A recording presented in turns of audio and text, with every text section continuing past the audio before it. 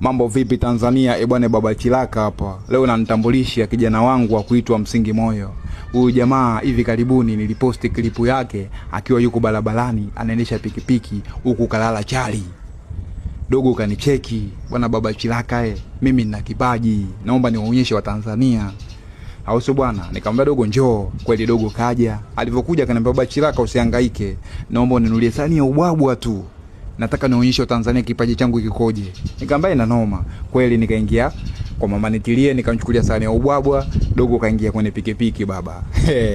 Akaanza kunipa. Huko anakula ubwabwa, huko anaendesha pikipiki kutumia mguu. Anakula ubwabwa, anaendesha pikipiki kutumia mguu. Nikamwambia Msingi Moyo, hiki kipaji nani kakufundisha? Akaniambia Baba Chilaka, hiki kipaji Mungu ndo kanipa. Na vitu vingi vya kufanya kuonyesha wa Tanzania, sio hiki tu. Mtaani kuna vipaji vikubwa sana, ile tunashindwa wapi pa kwenda kuvionyesha.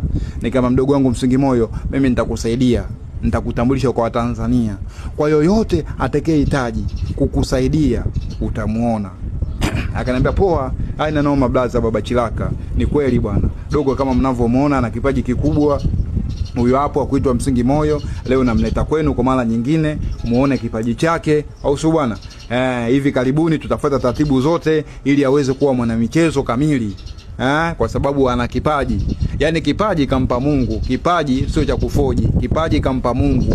Akuitwa Msingi Moyo, mzee wa michezo. Na wewe kama una ndugu yako ana kipaji basi waje kubishana na Msingi Moyo. Msingi Moyo huyo hapo mnamuona ndugu zangu jinsi anavyopepea. Msingi Moyo pepea we. Pepea we Msingi Moyo pepea we. Pepea we Msingi Moyo pepea we.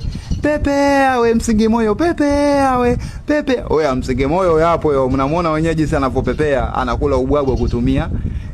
Oya we Msingi Moyo